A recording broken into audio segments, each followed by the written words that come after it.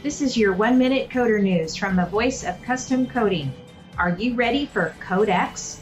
BASF just released their new Automotive Color Trends collection, which ranges from whites to blacks to everything in between.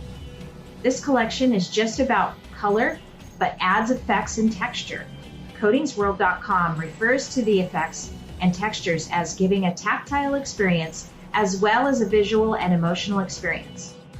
The colors are expected to be used on vehicles designed that will be on the road in the next 3 to 5 years. BASF seems to have brought some hope in the physical and digital world through its new collection. More on this article can be found at codingsworld.com. And that's been your 1-minute coder news. See you next time.